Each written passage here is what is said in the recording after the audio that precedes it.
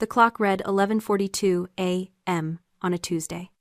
I was in my office on the 90th floor of the Sterling Spire, the skyscraper I had designed, built, and now owned. The air up here was always perfect, filtered, and smelled faintly of ozone and expensive espresso. My tablet chimed with a security notification. It wasn't from the building's main grid but from the high-end boutique located in the lobby, a tenant I had personally vetted. I accessed the live feed. The camera angle was crisp. There was my mother-in-law, Cynthia, standing at the counter. She was holding my black card, the one with the $60,000 limit. Next to her was a girl I recognized from Brandon's work dinners, Chloe. Chloe was pointing at a pair of red-bottomed heels that cost more than my first car. Cynthia laughed, patting Chloe's arm. The audio feed was clear enough to catch every word. "Don't worry about Alexis," Cynthia said, her voice dripping with amusement. "She's just the property manager. My son runs this building. He lets her play with the paperwork to make her feel important." I didn't blink. I didn't cry. I simply picked up my tablet. My finger hovered over the suspend all access button for a fraction of a second, just long enough to appreciate the irony. Then I tapped it. "Drop a comment and let me know where you're listening from and what time it is for you right now. I'd love to know who's part of our community." Protocol Zero wasn't a tantrum. It was a structural demolition. I didn't throw the tablet or scream at the glass walls. I simply opened the master control app for the Sterling Spire, a piece of software I had coded myself during the building's construction phase. It gave me God mode access to everything from the HVAC systems to the financial servers. My fingers moved with the muscle memory of a pianist. First, the liquidity. I accessed the joint accounts. I didn't just freeze them. I initiated a security lockdown protocol reserved for severe data breaches. The system instantly flagged every card bearing the Hayes name as compromised.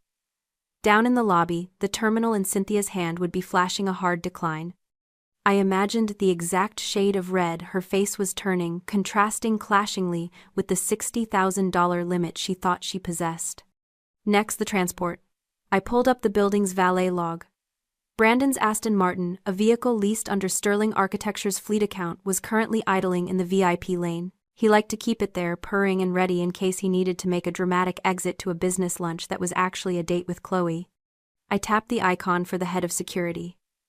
"Vehicle license plate Bravo Echo 7 is unauthorized," I typed. "Tow it to the impound lot immediately. Do not release without my biometric signature." I watched the feed. 2 minutes later, I saw my security team, men and women I paid well above market rates, surround the car. The valet, looking confused, handed over the keys. They hooked it up to the tow truck that was always on standby for illegal parkers. Brandon wasn't just losing his ride. He was losing his symbol of potency. Finally, the access. This was the most satisfying cut. The Sterling Spire had a private elevator that shot directly from the lobby to the penthouse. It required a biometric scan. Cynthia loved that elevator. She used it to bypass the commoners in the main lobby. I pulled up her user profile. Under authorization level it read, "Family." I deleted the tag. I reclassified her as guest, restricted. Then I did the same for Brandon. It took exactly 4 minutes. In 240 seconds, I had stripped them of their money, their mobility, and their access to my home. The silence in my office was absolute. The only sound was the low hum of the server rack in the corner processing the new reality. Downstairs, their world was collapsing into chaos. Up here, the air was cool, filtered, and perfectly still. I wasn't a wife discovering an affair. I was a CEO liquidating a non-performing asset. And I was just getting started. The silence in my office was deafening after the chaos I'd just orchestrated.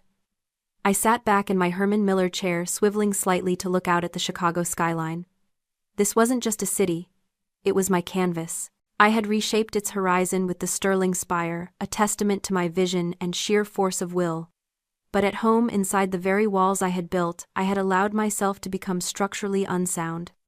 For 5 years I had played the role of the supportive wife.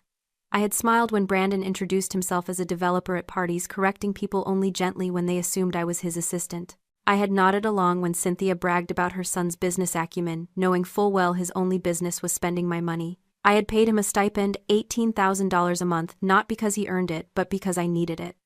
I needed the camouflage. I closed my eyes and the truth washed over me, cold and unmerciful. I hadn't been tricked. I hadn't been a naive girl, swept off her feet by a charming con artist. I was Alexis Sterling. I didn't do naive. I did strategy. Brandon wasn't a partner, he was a purchase. I had hired him. I had looked at the landscape of my life, the grueling hours, the constant pressure, the isolation of being a female CEO in a male-dominated industry, and I had decided that a relationship based on traditional gender roles would be too much work. I didn't want a power struggle at home. I didn't want to fight for dominance over dinner. I wanted someone who looked good in a tuxedo, who could charm investors at galas, and who would be grateful for the life I provided. I had paid for a trophy husband. I had constructed a human shield to protect myself from the loneliness of leadership and the judgment of a society that still looked askance at powerful single women. At least she has a husband, they would whisper. She can't be that cold if someone married her. Brandon was my beard for normalcy. And Cynthia, she was part of the package deal, the eccentric demanding mother-in-law that made the family tableau complete. I had tolerated her entitlement because it fit the narrative. I had let them believe they were the main characters because it allowed me to work in peace. But I had made a critical calculation error. I had assumed that their gratitude would be the mortar that held this arrangement together. I had assumed that $18,000 a month would buy loyalty. Instead, it had bought contempt. They didn't respect me because I hadn't demanded respect. I had simply paid for compliance. And like any bad employee who realizes the boss isn't watching, they had started to steal. The realization burned, but it also clarified. I wasn't a victim of their greed. I was a victim of my own bad investment. I had built a foundation on sand, and now the cracks were showing. But unlike a building, I couldn't just reinforce the beams. This project was a total loss. I opened my eyes. The city lights were starting to twinkle below a grid of electricity and ambition. I wasn't going to cry over a bad hire. I was going to liquidate the asset. I was going to tear it all down to the studs and rebuild something honest. And the demolition had already begun. My phone on the desk started buzzing violently, interrupting the silence. I glanced at the caller ID, Cynthia. She was calling me from the lobby 40 floors below. I let it ring. Once. Twice. Then I picked up, putting it on speaker without saying a word. Alexis, Cynthia's voice screeched through the speaker, so high-pitched it was distorting. What is going on? The card was declined, in front of important clients. Important clients, I repeated, my voice calm, almost bored.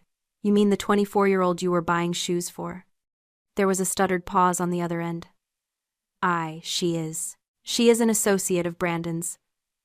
Don't change the subject. You forgot to pay the bill, didn't you? You incompetent girl. Do you have any idea how embarrassing this is for the family? I didn't forget anything, Cynthia, I said, leaning back in my chair. I canceled the card. You what? Before she could launch into another tirade, another notification pinged on my laptop. It was a text from Brandon. What the fuck, Lexi? My car just got towed from the valet. They said you authorized it. Fix this now. I have a lunch meeting in 10 minutes. I looked at the text, then back at the phone where Cynthia was now hyperventilating. And I canceled the car service, I added. And your elevator pass. You're currently trespassing in a secure building. Trespassing, Cynthia shrieked. This is my son's building, he built this, you are just the decorator. Get down here right now and fix this mess before I call Brandon and have him fire you. The delusion was breathtaking. It was a masterpiece of denial. She genuinely believed it. She believed that her son, a man who couldn't balance a checkbook, was the titan behind sterling architecture. She believed I was just the help. And Brandon. He was so deep in his own lie he thought he could order me to return his toy car while he was on his way to cheat on me. I'm not coming down, Cynthia, I said. And Brandon isn't coming to save you. He's currently trying to figure out how to pay for his Uber. You are destroying this family, she yelled. You are petty and jealous and small. When Brandon gets here, I cut her off, my voice turning icy. Tell him to check his email. I've sent him a meeting invite. Penthouse. Tonight. 8 p.m. Don't be late. I hung up. The silence returned, but the air in the room felt different now. Charged. They weren't just annoyed anymore. They were panicked. The illusion was cracking. They were like actors on a stage who suddenly realized the scenery was falling down around them, but they still didn't understand the scope of the collapse. They thought this was a glitch, a mistake, a temporary tantrum from the property manager. They had no idea I was the one holding the sledgehammer. And tonight I was going to swing it. I stood up and walked to the wall safe hidden behind a minimalist abstract painting. The keypad beeped softly as I entered the code, my birthday, a date Brandon had forgotten for 3 years running. The heavy steel door swung open, revealing the neatly organized reality of my life. I pulled out a thick, leather-bound binder labeled Hayes Family Trust.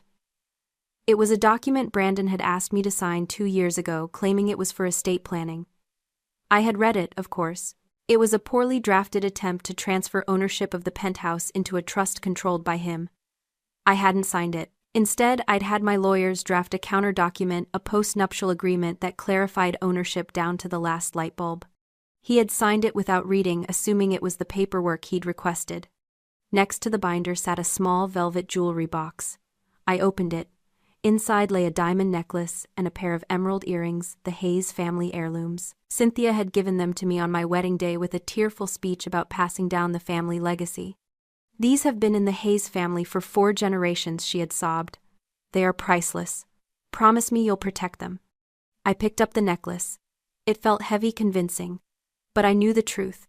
5 years ago, right before the wedding, I had hired a private investigator to look into the Hayes family finances. I found out they were destitute. Their old money had evaporated in bad investments decades ago. Cynthia had pawned the real heirlooms in the 90s to pay for a country club membership she couldn't afford. When I found out, I didn't expose them. I wanted to protect Brandon's pride. So, I had quietly bought high-end replicas, costume jewelry made with cubic zirconia and lab-created emeralds, and arranged for them to reappear in a safety deposit box Cynthia had forgotten about. I let her believe she had found them. I let her have her moment. And now she was threatening to sell them. I went back to my desk and pulled up the security feed again. I rewound the footage to 10 minutes before the card was declined. The audio was crystal clear. Cynthia and Chloe were sitting on a velvet bench in the boutique heads close together. "As soon as Alexis is out," Cynthia whispered, her eyes gleaming with malice, "we'll move you into the penthouse. It needs a woman's touch. Alexis has it looking like a sterile hospital. You can redecorate. We'll sell some of the heirlooms if we need quick cash for the lawyers to push her out. Those emeralds alone should bring 50,000. I watched Chloe nod, her eyes wide with greed. "Brandon says the building is worth millions. We'll be set for life." I closed the laptop. The sunk cost fallacy, the idea that you continue a behavior or endeavor as a result of previously invested resources. Cynthia wasn't protecting her son. She was protecting her investment. She had spent her life crafting the myth of the Hayes dynasty. Admitting that her son was a failure, that their wealth was an illusion funded by the daughter-in-law she despised, would be a psychological death. She would rather bankrupt herself fighting for a lie than live for 1 second in the truth. She believed the heirlooms were her safety net. She believed they were her ticket to a legal war chest. I put the jewelry box into my purse. I added the binder. Then I added a thumb drive containing the security footage and the audio recording. I had the truth, the receipts, and the leverage. It was time to go home. The elevator ride to the penthouse was silent, a stark contrast to the storm raging inside my head. The doors slid open to reveal the familiar, expansive living room, its floor-to-ceiling windows framing the city I loved. Brandon and Cynthia were already there, seated on the white leather sofa like a tribunal. Brandon had managed to retrieve his car, or perhaps he'd taken a cab. Either way, he looked disheveled, his tie loosened, a sheen of sweat on his forehead. Cynthia was pacing, clutching a glass of wine that I recognized as a vintage I'd been saving for a special occasion. "You're here," Brandon said, standing up. He tried to muster an air of authority, but it cracked around the edges. "We need to talk, Lexi. This behavior, it's erratic. It's concerning. Freezing the accounts, locking my mother out, you're acting like a crazy person." "Sit down, Brandon," I said, my voice low and steady. I didn't shout. I didn't need to. I walked past them to the dining table and placed the black folder in the center. "Both of you." Cynthia stopped pacing. She looked at the folder, then at me, her eyes narrowing. "Is this an apology? Because if you think a few papers are going to make up for the humiliation I suffered today." "Sit," I repeated. This time, it wasn't a suggestion. It was a command. Reluctantly, they sat. I remained standing. The power dynamic in the room shifted, palpable as a change in air pressure. "I'm not here to apologize," I began. "I'm here to clarify the terms of your residency in the Sterling Spire." I opened the folder. First, I pulled out the thumb drive and plugged it into the smart system control panel on the wall. The room's massive screen flickered to life. The audio filled the space, Cynthia's voice sharp and conspiratorial, followed by Chloe's eager agreement. We'll move you into the penthouse. Alexis has it looking like a sterile hospital. Those emeralds alone should bring 50,000. Brandon's face went white. Cynthia gasped, her hand flying to her mouth. That is taken out of context, she sputtered. I was joking, it was just banter. Banter about selling my property to fund a legal battle against me, I asked. Interesting sense of humor. I stopped the recording and turned back to the table. Let's talk about those heirlooms. I opened the velvet box, revealing the glittering necklace and earrings. Cynthia's eyes widened, a flicker of greed, replacing the fear. You stole them, she accused. Those belong to the family. These, I said, picking up the necklace and letting it dangle from my fingers, are cubic zirconia set in silver-plated alloy. I bought them on Canal Street 5 years ago for $300. Cynthia froze. Brandon looked from the jewelry to his mother, confusion warring with horror. What, he whispered. Your mother pawned the real ones in 1998, I said, looking directly at Cynthia. To pay off a gambling debt. I found out before the wedding. I bought these replicas so you wouldn't be embarrassed, Brandon. I let her play the matriarch. I let you believe in a legacy that didn't exist. I dropped the necklace onto the table. It landed with a cheap, tinny clatter that echoed in the silence. Everything you think you have, I continued, pulling out the payroll documents, is an illusion I paid for. The stipend. That's not profit sharing, Brandon. That's an allowance. You are an employee of Sterling Architecture, categorized as lifestyle liaison. And as of noon today, your position has been terminated. Brandon stared at the paper, his mouth opening and closing like a fish out of water. The reality was crashing down on him, the car, the clothes, the status, it was all a costume I had rented for him. And finally, I said, sliding the eviction notices across the table. This apartment. It's owned by a trust. My trust. You are guests. And your guest privileges have been revoked. You can't do this, Cynthia wailed, tears streaming down her face, now ruining her makeup. We're family, you can't just throw us on the street. I'm not throwing you on the street, I said coldly. I'm escorting you out of my building. Security is on the way up. You have 10 minutes to pack your personal effects. Anything you leave behind will be donated. The elevator chimed. 2 of my security guards stepped out, their faces impassive. Brandon looked at them, then at me. The arrogance was gone. The entitlement was gone. All that was left was a man realizing he was about to lose the only thing that had ever made him feel important, me. Lexi, please, he begged, his voice cracking. I love you. No, Brandon, I said, turning away to look out the window at the city lights. You loved the view. And now you don't have access to it anymore. I stood by the window watching the city breathe below me as the drama unfolded behind me. The guards were professional, efficient. They handed Brandon and Cynthia empty boxes, not the sturdy moving crates I used for projects, but flimsy cardboard things meant for temporary displacement. 10 minutes, the lead guard said, checking his watch. Brandon didn't argue. He moved like a sleepwalker, grabbing clothes from the closet, stuffing them haphazardly into a box. He grabbed his watch case, then hesitated, looking at me. I didn't turn around. He left it.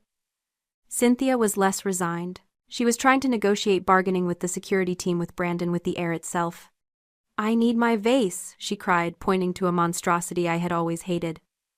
It's an antique. It's from Pier 1, I said, my reflection in the window catching her eye. Leave it. When they were finally packed, standing by the elevator with their meager possessions, they looked small. The penthouse usually filled with their noise, and their demands felt vast and empty. Where will we go? Brandon asked, his voice barely a whisper. He looked at me, hoping for one last bailout, one final swipe of the black card. There's a motel off the interstate, I said. The Starlight Inn. It's affordable. I checked. Affordable, Cynthia spat the word like a curse. You're sending us to a motel. I'm sending you to your reality, I replied. You have no credit, no assets, and no job. A motel is generous. They stepped into the elevator. The doors closed, severing them from my life. I didn't feel triumph. I didn't feel joy. I felt a profound, quiet relief, like setting down a heavy pack after a long hike. I walked to the kitchen and poured myself a glass of water. My phone buzzed. It was a notification from the building's security system. Unit 9001, access denied. User Brandon Hayes. He had tried to come back up. The system had rejected him. Then another buzz. A text from Chloe. Hey, so, Brandon says there's a misunderstanding about the penthouse. Is he really, broke? Because I have other offers. I laughed. It was a dry, humorless sound. I typed back, he's broke, unemployed, and homeless. Good luck. I blocked the number.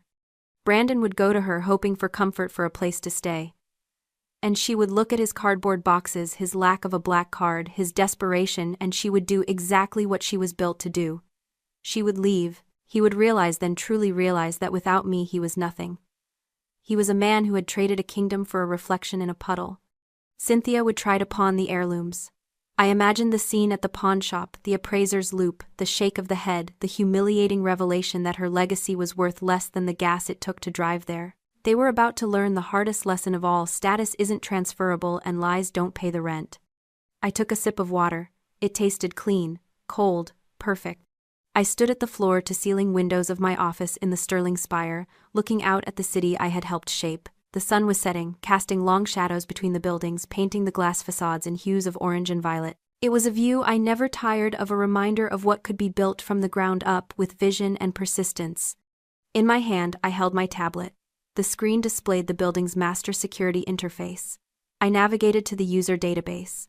There were 2 profiles flagged for review, Brandon Hayes and Cynthia Hayes. Their status was currently guest I, restricted, a temporary measure I had implemented during the eviction.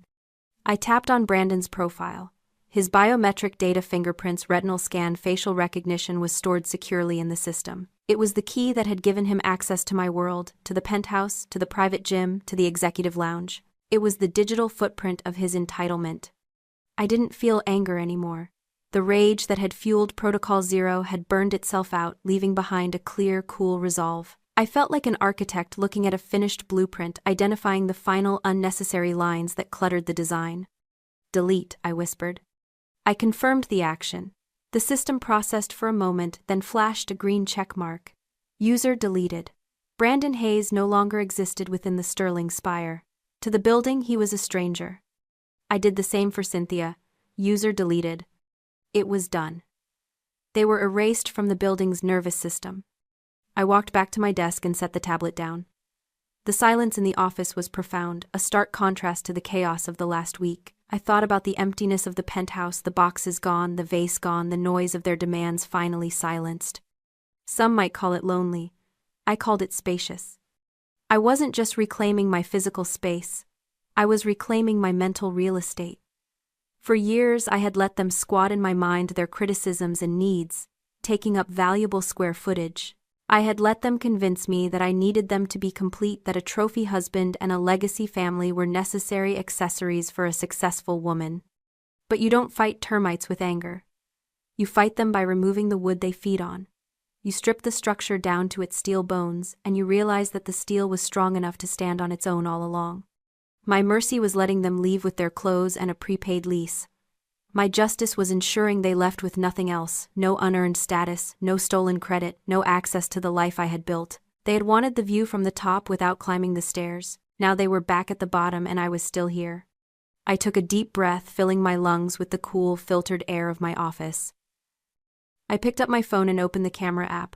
I turned it around to face the city, capturing the reflection of myself in the window, a woman standing tall in a tower of her own making. I didn't post it. I didn't need the likes. I just saved it to a folder marked renovations. Then I turned off the lights and walked to the elevator. It was time to go home, to my home.